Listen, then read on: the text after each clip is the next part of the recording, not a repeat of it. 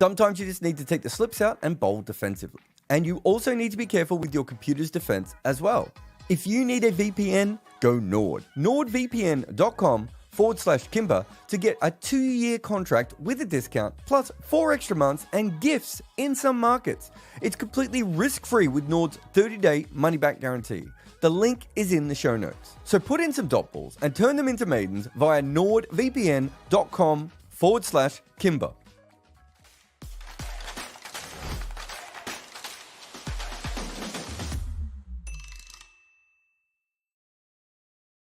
And welcome to the Scoreboard. I am Jared Kimber. And why were Gujarat not going for net run rate after they got a good start against a fairly ordinary team?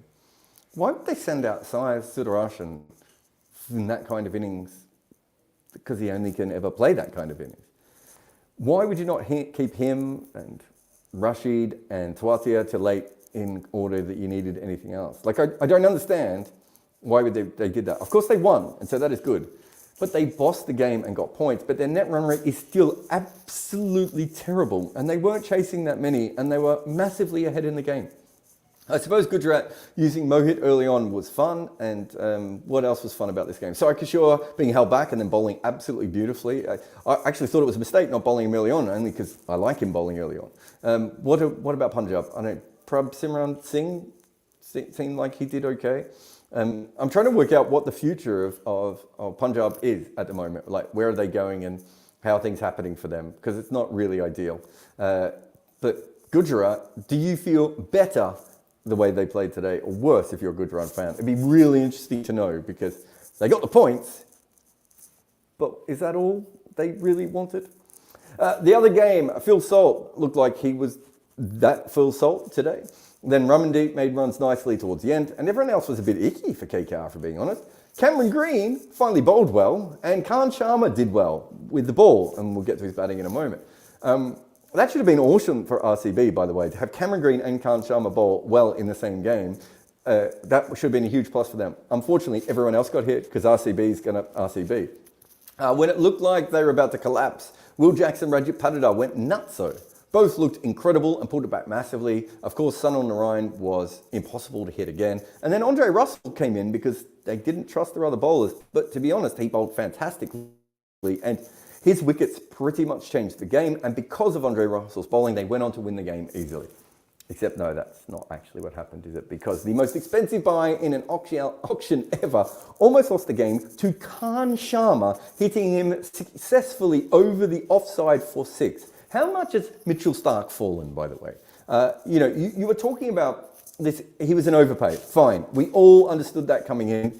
None of us was going to pay him this much money. That's okay. But they didn't bowl him for 4 overs. And then he didn't even get the 19th over. He got the 20th over. They didn't trust him at all. He was a little bit unlucky in the fact that he did actually get an edge off Khan Sharma, which I think some people probably would have been out from the replay, but maybe the 70% correct decision went with him. But he was bowling the 20th over, wasn't bowling out. And it looked like to me that KKR had decided this was his last chance. And if that was his last chance, he almost lost the game to RCB. Can there be a bigger sin for any player in the world than that at the moment? All right, let's move back and have a look at the scoreboard. Remember, if you want to ask any questions, Super Chats are the best way to go. We've got the power list after this tonight. So chances are I'm only going to be able to answer any Super Chats for you rather than normal ones. But if you put a good comment in and I see it, you never know. I can go rogue. But let's start with the scoreboard. This is Gujarat runs per over by phase. So you can see here that sort of almost 13 runs per over at the end. I mean, they really did leave this so incredibly late. They were, I want to say at one stage, Punjab were about 8 or 10 to 1 for a long period of this game. And they came into they came into 2 to 1. It was ridiculous watching the win projectors and everything suddenly say that this game was on when it shouldn't have been. But they scored great here. There's just no reason to go at less than a run a ball in a game. Forget the net run rate for a minute. They batted so poorly in this area and this area that they actually made a game that they were completely ahead of be not a coin flip, but certainly gave the opposition a 30% chance of winning or 33% chance at certain times. There's no reason to do this. And if you want to say that the wicket was a little bit trickier, and it was, I think, when the spinners were bowling specifically, I'm actually okay with that. What I'm not okay with is the fact that they didn't try and do anything to put any pressure back on a very, very weak team, who was a bowler short because they had to use their impact sub for their batting. And their impact sub then went negative, but that's another one. So you can see that all the strike rate was from these two guys at the end. I thought Shubman Gill hit the ball beautifully. Saha's a problem. You know, he's been in and out the side, just doesn't look like he's going to score any runs. This inning from Sai Sudarshan, unless you're betting on Sai Sudarshan being over 20 and under 40, like some people might have, I don't actually see any point in putting him in a game like that today. Miller was... This is the guy I would have batted at first drop. I would have put Omazai in at first drop, and I probably would have put one of these two guys at the end in at second drop and just gone for it with Shubman Gill at the other end. But that's not the way they went about it. Sudarshan's runs by match, you go, his run line is usually between 20 and 25. You go over his run line on 20, 25, and then you go unders when he gets to about 40. When he gets to about 20, 25 runs, you go under on his next run line. He is the most consistent man in cricket. And remember, this that will be up on the site, on the main site in a couple of days, and the article will be on Cricket 8 as well. I do love how consistent he is. Oh, no, we're not going to show those. They can come and watch the main video. This is Punjab's bowlers' economy rates today. Livingston is a guy who, when it's a spin-friendly wicket, he really does do quite well. And part of the reasons is he does put a lot of revolutions on the ball, and he's very smart in where he puts the ball. His issues are on wickets where he doesn't get any spin. He doesn't really have a plan B, and he's not as accurate as he needs to be. So he can go for a lot of runs. But I thought he was fantastic again today. Harpreet on that wicket, I think he'll be a little bit, I think he'll be a little bit disappointed with that. But again, this is something I thought Harshal bowled beautifully today. They kept him back like they weren't going to bowl him. And then when they finally brought him on, I thought he was really, really good. He gave them an outside chance of winning. And Curran, who had taken a wicket and then bowled a half volley to Rahul Tewatia. That's really annoying me if I was a Punjab fan. All right, we got Livingston's economy today. We can see he went for 5 runs, and then he went for 3 runs in that second over, and then he sort of evened out. You take this. It's an interesting day because we've got some of the weaker teams today, and some of their weakest bowlers were the best, and Livingston certainly is a part of that. This is what I want to see from Livingston. I think too often, and I've talked about this in previous IPLs, and even for England at times, you don't want to use him as your 5th and a half bowler. So he's very rarely used as your 5th. But some teams use him as their 5th and a half bowler, and that's usually the bowler that bowls 2 overs almost automatically. That's not how you use Livingston. The way you use Livingston is, when you think the pitch is ragging, you bring him on. And that should be how he's always used. He should have really good figures, and everyone should always say he should bowl more when they're absolutely wrong. He's being used perfectly, and I think a lot of teams with Livingston haven't done that with him before. All right, let's get on to the first innings. So Punjab, what were they? None for 52 at the end of the power play? Something like that, 54? They were absolutely flying. And, I thought from that point of view, the worst they could do is end up with a 180, 185 score, because they do have a lot of guys that can hit afterwards. But that was it. It went absolutely terrible from this moment forward. Now, I thought Gujarat were quite smart today. They used Mohit Sharma in the power play, and they used Rashid Khan. They're probably going to have to use those guys earlier. And we know how rigid Shubman Gill has been with his bowling order. I don't think they can afford to do that, because they really have 3 huge plus bowlers, and everyone else is not quite on that level. So with those 3 plus bowlers, I really want them to bowl from the 4th over to the 18th over. And I want it to be in a situation where you're getting 12 overs of those guys, sometimes back-to-back, and sometimes with some other bowlers in there. But the Sai Kishore, which I think was maybe more around this area, although maybe on the back end of that, gives them real flexibility as well. Sai is going to go for runs at times. But I think he's quite confident. I like his faster ball. I like how he thinks about the game. And today he slowed the ball down a couple of times with some really, really good bowling. And you can see that Punjab got some runs at the end, but nothing that was scary. They just lost too many wickets.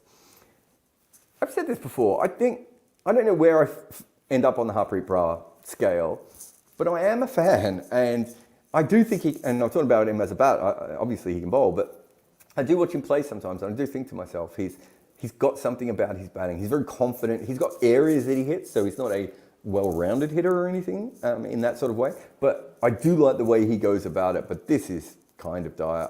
Prab Simran, I thought, bowled really well. I batted really well. And then a lot of guys just came in. He looked like he couldn't play the spin. This anchor thing of Sam Curran, he's not Shikhar Dhawan. Please stop trying to do that. Jitesh looked a little bit confused today, of course, in that kind of role. I had no problem with the attacking shots that either of these guys played when they went out, because that was the right thing. Livingston never looked like he was going to make any runs. And Ashutosh, I thought, was fascinating because he looked like he didn't know what to do in that kind of a situation.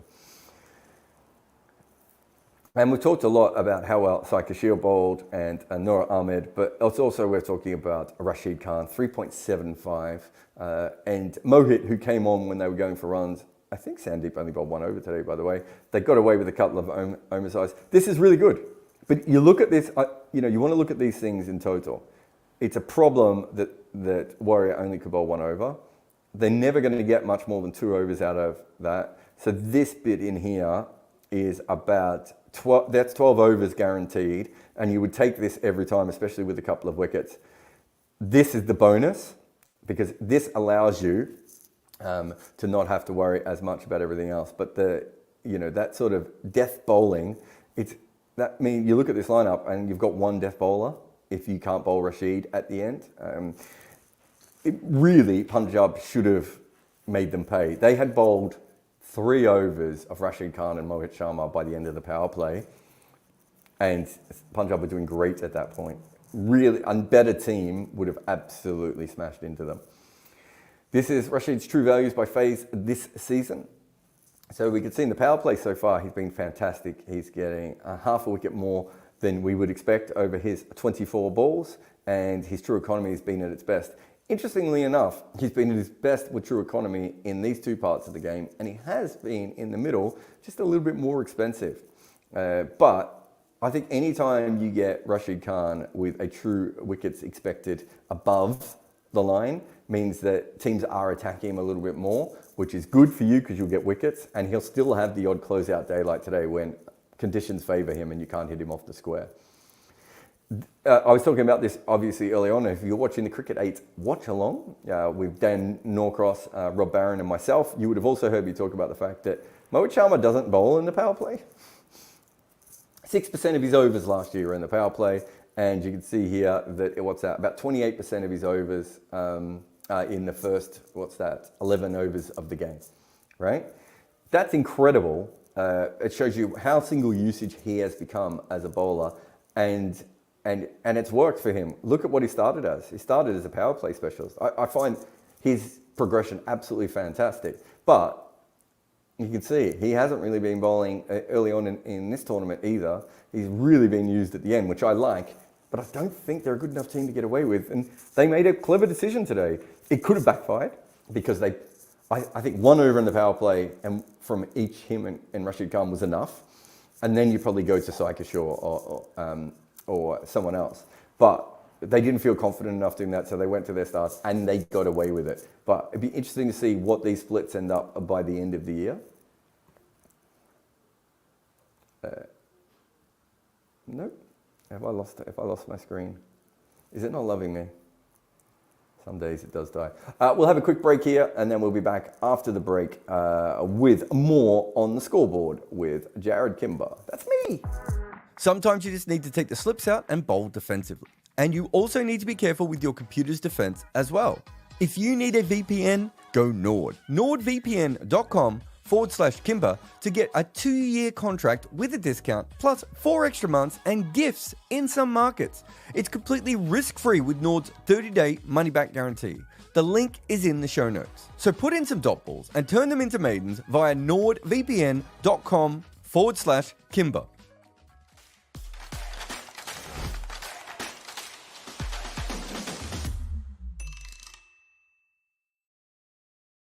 about that. This is an interesting one that I think is worth bringing up. Mohit Sharma this year has not been particularly good at the death. He's taking wickets slightly above at the rate, but you can see there he's 0.6 runs and over, worse than a normal bowler. And considering he's been so fantastic, and if he bowled like he did last year, might have been an outside chance of getting in that World Cup squad. He's not looking like that at the moment.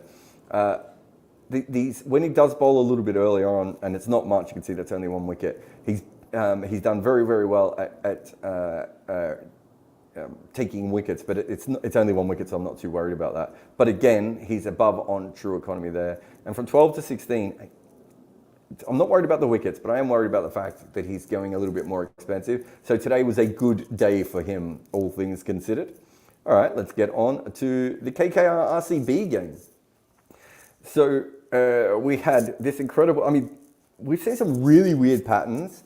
And I think this shows, I'm hoping this shows that a lot of people are worried that there's too many runs being scored, although, we had one game that was 220, and another game that was 140, and came down to the last over.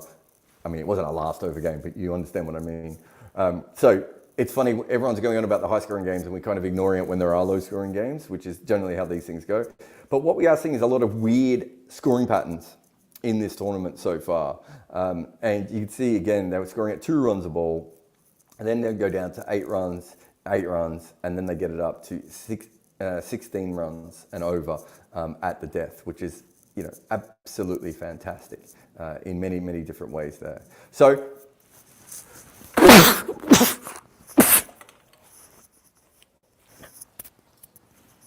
I almost broke a rib then. But yeah, so I think we're certainly in a situation where we are seeing teams attack when they're on top and then really, really struggle to come back from that. And so you look at Kolkata's team. Shreyas Iyer plays a part in this just because he does bat a little bit slow, although he wasn't dreadfully slow today. He does play a part in this, but they did get a little bit stuck in the middle, which probably stopped them from winning the game with the bat. And a lot of that was how many wickets they lost. But Phil Salt scores at a strike rate of 342. Oh, how good did Venki look today? Oh, I was positive Venki was going to make runs today. I was shocked when he went out.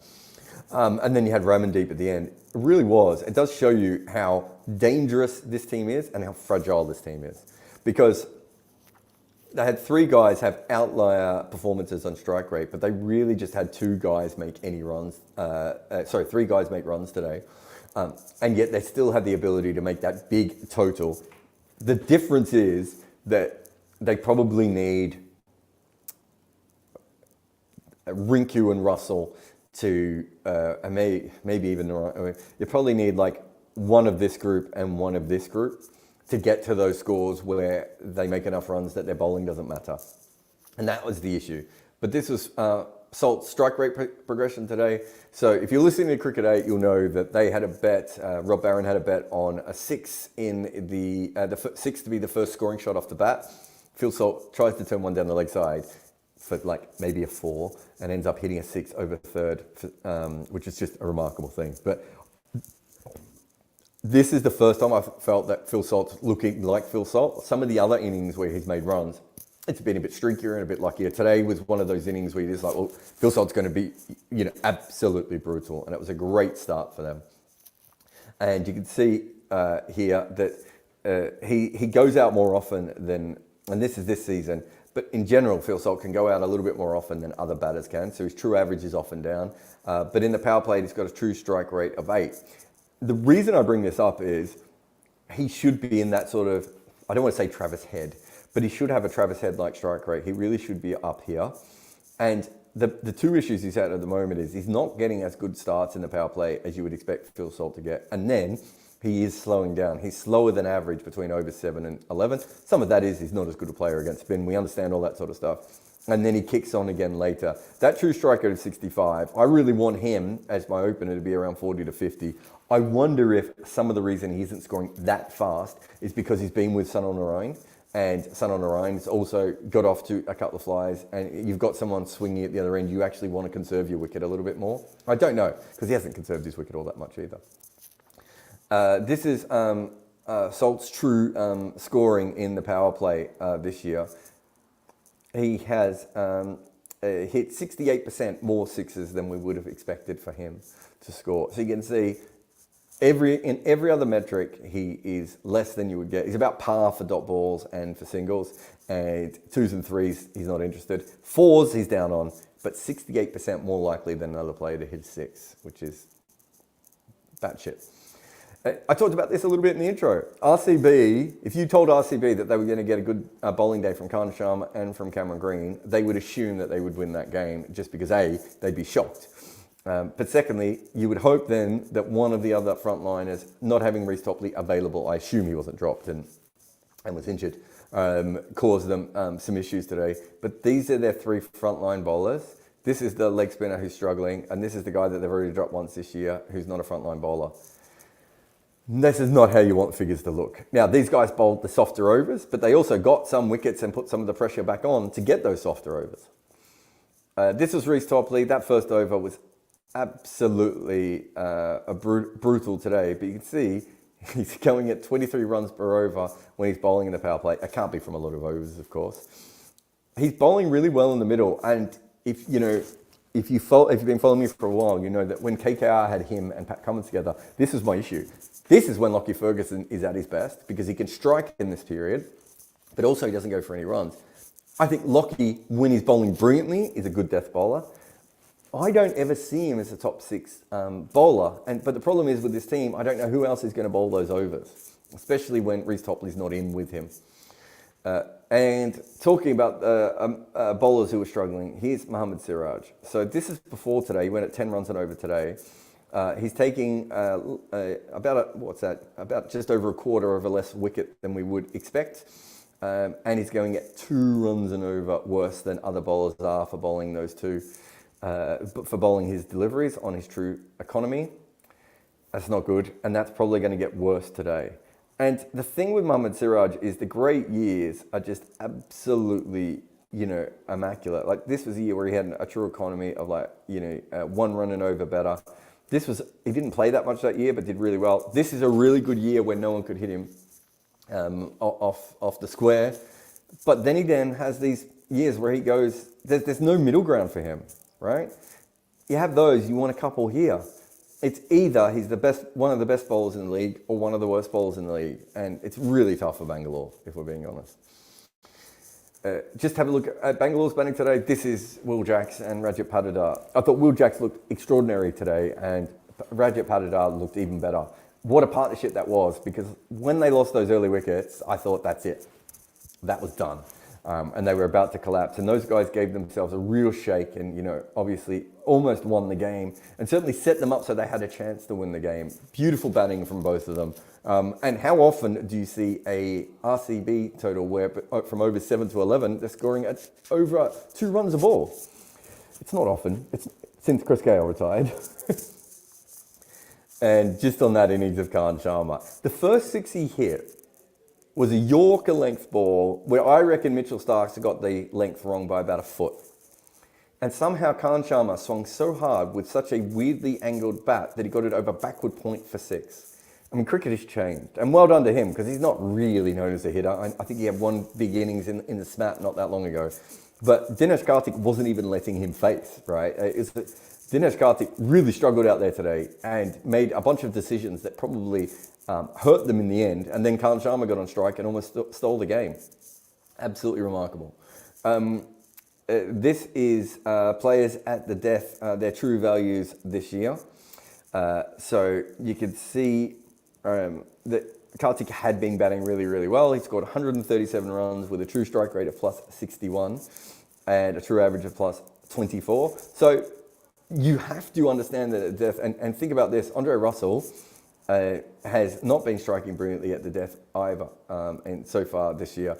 And so you had 2 players in this game who didn't really kick on, and those are 2 of your best. So you can completely forgive Dinesh Karthik for that, but it was, in the end, the reason that they almost lost that. But that's the end of the scoreboard. So we'll take a quick break, and I'll go into the comments and bring everything up. And I'm Jared Kimber. Like, subscribe, do all of those things, and I'll be back in a moment. This is brought to you by Cricket 8. They are a new player in the game trying to educate fans on what is really happening in cricket. We have a partnership with them where we host live watch-alongs, do podcasts and write articles. If you want to know what is really happening with our game, visit cricket8.com. If you make any content, Minvo Pro is the tool for you. Take your long format content and cut it and slice it for social media. This AI-inspired weapon will turn your one piece of work into so many clips. Try Minvo.pro now. All right, welcome back. Big thanks to Anna. Sometimes they do the super chats in a different color. I'm assuming this looks like a special color to me, so thank you very much. Anurag says, what are your thoughts on Sunrisers' odds against good bowling sides like Rajasthan Royals? It feels like they're teeing off against poor bowling attacks like Delhi, Mumbai and RCB and posting huge totals whenever they have done that. They've struggled. Their bowling seems mediocre. Okay, to start with, their bowling is mediocre, right? Like I don't think any of us are under any illusion from that point of view. They are really struggling when it comes to being able to bowl. And so they do have to go quite hard. I don't like, if you've ever been here before, Anurag, you'll know that I don't like teams that are one-sided because in knockout games, you really want your team to have two chances of winning. And I think when you don't have a situation like that, you really put yourself into a position where everything has to go right. And that is not, it's not going to happen that often. And so I do think from that perspective, that bothers me a little bit. But let's just have a look. What have we got by team, versus bowling team? So if we look at their season so far, hopefully I didn't put the other Sunrisers in. They averaged 95 runs against RCB Mumbai and 38 runs against Delhi. KKR, who don't have a good bowling attack, they averaged 29 against them. Punjab, who have an interesting bowling attack, I think that's fair to say. As in, you know, they've got a few different guys who can bowl. It's not put together well, but it's not a terrible bowling attack. They have an averaged 20 against them. Against CSK, they averaged 40, and against Gujarat, they averaged 20. Yeah, it's early in the season, and we obviously don't know how that's going to go on our egg, but I kind of agree with you, but that makes sense in general. Essentially, what they should be trying to do is make, and I've said this a lot, 20% more than par, right? And if you think about it from that point of view, 20% more than par involves the opposition bowlers as well. If you're going up against Rajasthan on a very flat wicket, you know, par might be 200 against them. Can you still get 220? Now, the problem with that is, if it is a very flat wicket, Rajasthan probably would back themselves to get 220. So I do think that is an issue. And if you look at it at the moment, I'd be shocked if Head and Abhishek continue to make, both of them, the amount of runs at the pace they're making. Someone's going to slow down or someone's going to get out a lot, right? That changes things massively for this team. And you only need one other guy to get injured or lose some form further down, and suddenly they look like a very normal batting side who's going to try and whack it a lot. That's when you have an issue with this style. And that's what I'm talking about, having one bite of it. Thank you very much for your super chat, though, Anurag. Hunt says, can you analyse bit by bit what has happened to Stark? I understand the long break between playing this format, but performing by this much is disappointing as a fan. I've talked about it a lot. It starts with he's older. He's not as fast as he used to be. So that's fair. He's been bowling for a very, very long time, and he's not the bowler that he used to be. The second thing is there's a technical issue here. When Australia wanted him to learn the wobble ball, he tried to learn the wobble ball, and he stopped swinging the ball as much. So if you have a look early on, it's very rare for him to hoop the ball around, right? He used to do that. He was probably the best first over bowler we've ever had in cricket. I mean, we don't have stats for Wasim Akram, so Wasim Akram's the only other guy I would have on that level. Peak Shaheen was obviously great. Trent Bolt is brilliant as well, but I don't think they even get close to what Mitchell Starc was at his best. So those are two huge issues. The wobble ball, going between wobble ball and swing bowling is really, really tough. And there's a lot of guys who have lost their ability to swing the ball. Have a look at Sam Curran. Doesn't swing the ball anywhere near as much as he used to. So this is a well-known effect. The third thing is that the impact sub specifically means the batting lineup is longer and you have players who can play high-end pace when he comes back on at the death, and he's not the bowler he used to be, right? So you've got all these different things that, and the only other thing I would add is he used to be brilliant at getting reverse swing. He doesn't get as much reverse swing now for the exact same reason he doesn't get as much conventional swing. So that means when you get to that point in the innings, he's not as good. And I always thought he was at his best in one-day cricket between overs 30 and 40. And you watch him in this World Cup, he's just no longer that bowler. So I think there's a few different things that have gone into that. I said at the time it was a silly purchase, but I also said that about Pat Cummins, and he's been used really, really well, but has bowled fantastically. Box says, do you agree with Rohit that the impact sub will hurt the development of all-rounders? No. I think great all-rounders will always be important because they do give you flexibility and they give you more options. I think it will hurt bits and pieces all-rounders who probably weren't ever going to develop into proper all-rounders anyway. So he's kind of right and he's kind of wrong.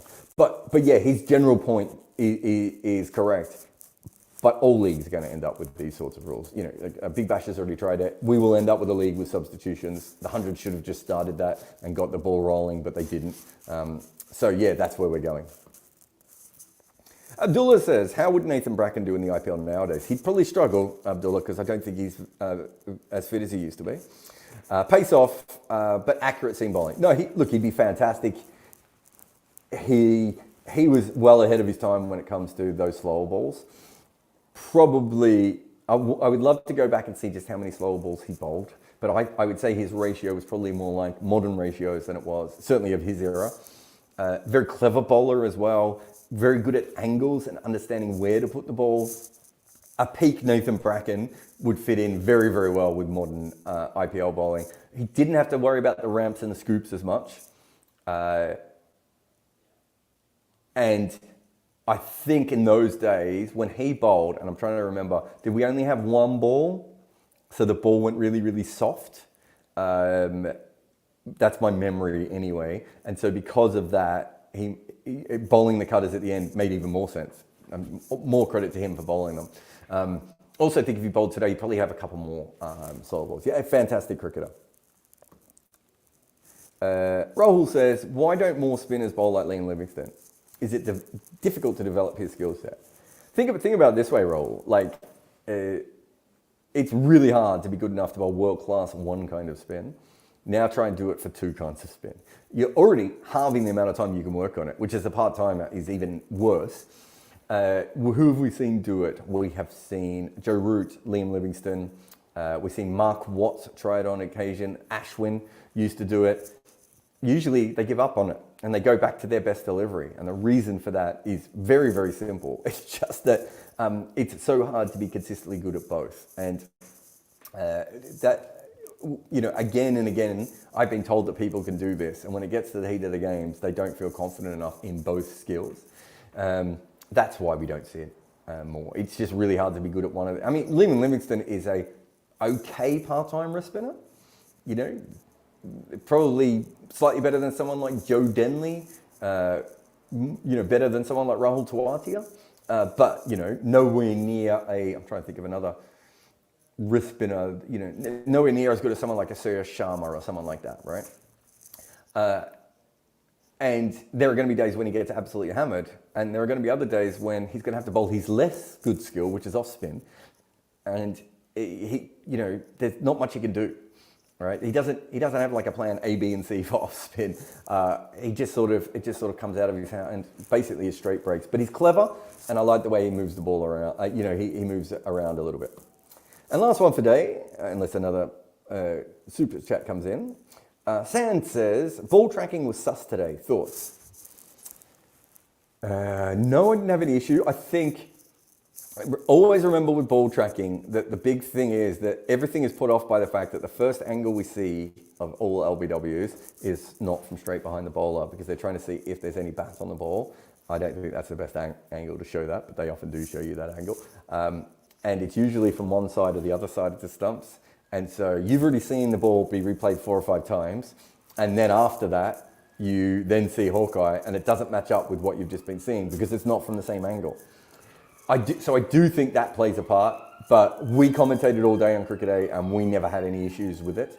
I mean, it's possible we just missed it. You can't see everything, and we're doing 8 hours of broadcast, and Rob's talking about Phil Salt hitting a six of first ball, and I'm yelling about Sai Sudarashan's unders. All these things are happening, but we didn't notice that at all. Anyway, that is me done. I'm going to be off now recording the power list, which will be up on the main site tomorrow. So apologies ahead of time for slagging off your favourite team. I am Jared Kimber. This is the Scoreboard, and we will be back again. What's today? Sunday. So we'll be back probably on Wednesday for another show, and we'll see you then. If you need your pitch changed, well, NordVPN can doctor any surface to a new location so that your IP address is set for you to win. Want to watch a game on a free stream in another hemisphere? Give NordVPN the ball.